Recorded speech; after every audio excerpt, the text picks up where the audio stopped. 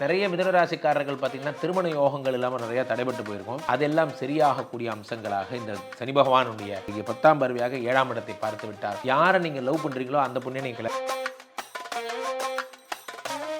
மிதனராசிக்காரர்களுக்கு ஒரு சிறு எச்சரிக்கை என்ன அப்படின்னா, ராசியில் இருக்கக்கூடிய குரு லிவர் சம்பந்தப்பட்ட, பெருங்குடல் சம்பந்தப்பட்ட, வயிறு சம்பந்தப்பட்ட, கிட்னி சம்பந்தப்பட்ட வியாதிகளை உண்டு பண்ணுவதில் குரு முன்னிலை வகிக்கிறார். அதனால அதை மட்டும் ஜாக்கிரதையாக பார்த்துக்கணும். வயிறு சம்பந்தப்பட்ட பிரச்சனை. மிதுனராசிக்காரர்கள் ஒரு விஷயத்தில் ரொம்ப ஜாக்கிரதையாக இருக்கணும். 9ஆம் இடத்து ராகு அப்பாவுடைய விஷயங்களை உடம்ப மிதுனராசிக்காரர்களுக்கு ஓவராலாக பார்க்கும் பொழுது சனி 10ல் அமர்ந்து கொண்டு தொழில் விருத்தியை ஏற்படுத்துகிறார். இந்த பக்கம் சனி 7ஆம் பார்வையாக 4ஆம் இடத்தை பார்த்து வீடு மாடு மனையை உண்டாக்குகிறார். அடுத்து 7ஆம் இடத்தை பார்க்கிறார். இதே நேரத்தில் குருவும் அதே 7ஆம் இடத்தை பார்க்கிறார். 5ஆம் இடமாகப்பட்ட யோகஸ்தானத்தை பார்க்கிறார். 9ஆம் இடமாகப்பட்ட பாக்கியஸ்தானத்தை பார்க்க. ஆக சனியும் குருவுமாக சேர்ந்து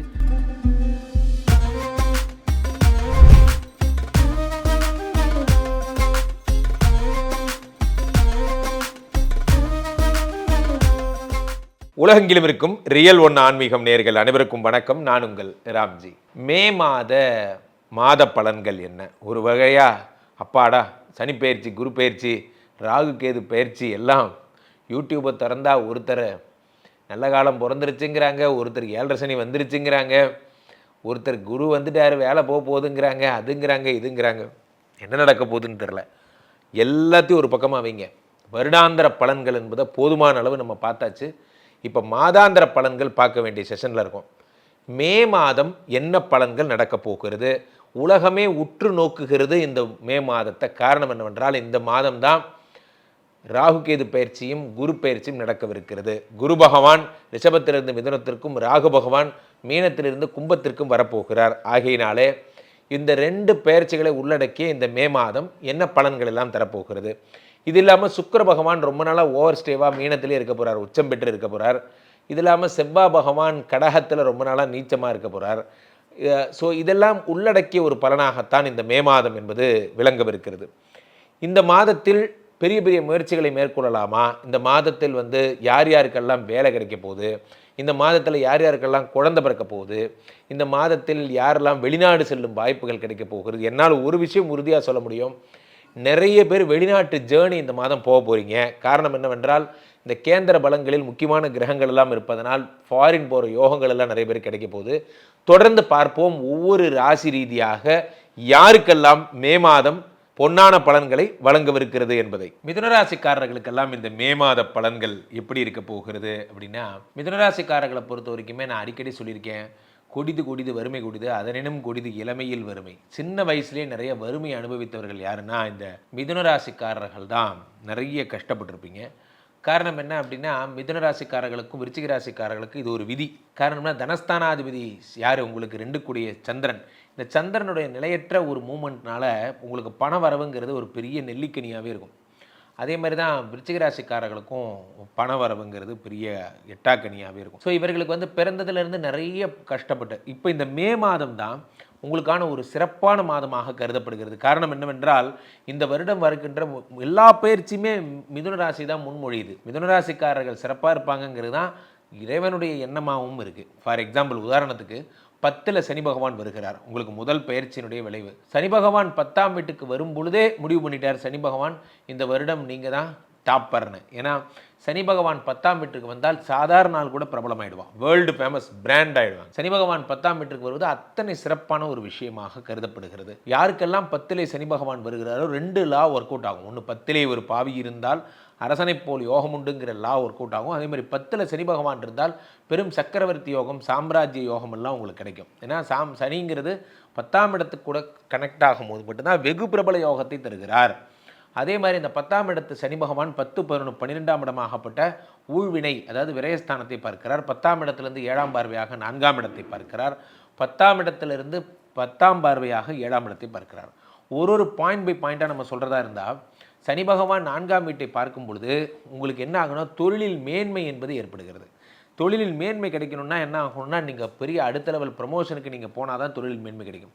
அடுத்த லெவல் மேன்மை அப்படிங்கிறது எப்போ வரும்? 10ஆம் இடத்து சனி பகவான் உங்களுக்கு 7ஆம் பார்வையாக 4ஆம் இடத்தை வீடு வாசல் வண்டி ப்ரமோஷன், ஹையர் எஜுகேஷன் போன்றவற்றெல்லாம் இந்த சனி பார்க்கும் பொழுது நெக்ஸ்ட் லெவல் ப்ரமோஷன் அப்படிங்கிறது உங்களுக்கு ஏற்படும். 4ங்கிறது வீடு மாடு மனை, அதை வந்து சனி பகவான் பார்க்கிறார்.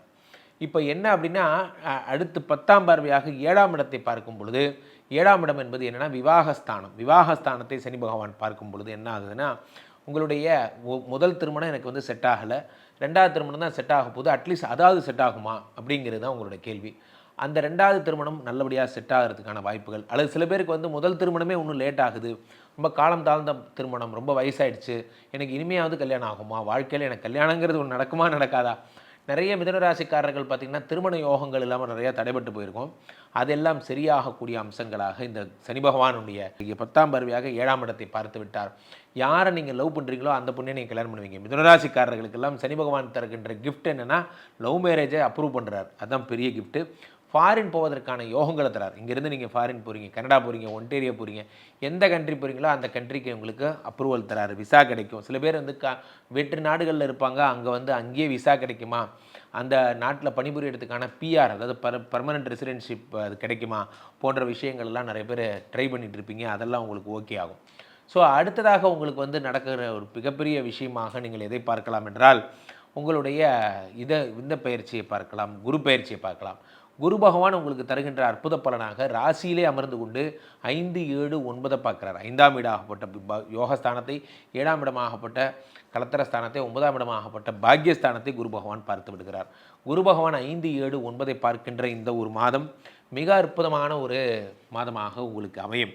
காரணம் என்னவென்றால், உங்களுக்கு வந்து குரு பகவானுடைய பொன்னான அருளால் உங்களுக்கு வந்து யோகங்களும் கலத்தரமும் பாக்கியமும் கிடைக்கப் போகிறது. குருவினுடைய 3 பார்வையுமே மிகுந்த தீட்சயமான ரொம்ப ஒரு என்ன சொல்கிறது, ஒரு இட்ஸ் எ ஸ்பெஷல் ப்ரோக்ராம். ஏன்னா குரு தான் உலகத்தில் 5ஆம் இடத்திற்கு அதிபதியாக, குருக்கு மட்டும்தான் அந்த பார்வை இருக்குது.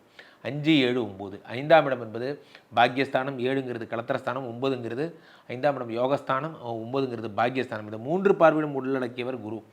குருவினுடைய பொன்னான பார்வையால் உங்களுக்கு என்ன ஏற்படுகிறது என்றால், குழந்தை இல்லாதவங்களுக்கெல்லாம் குழந்தை கிடைக்கிறது. அதே மாதிரி திருமண யோகங்கள் இருக்காங்க, திருமண யோகங்கள் கிடைக்கிறது.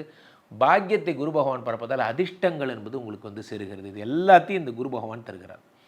குரு தரும் அற்புத பலன்கள்னு ஒரு புக்கே எழுதலாம். அப்போ 5, 7, 9 குரு பகவான் பார்த்து விட்டார்.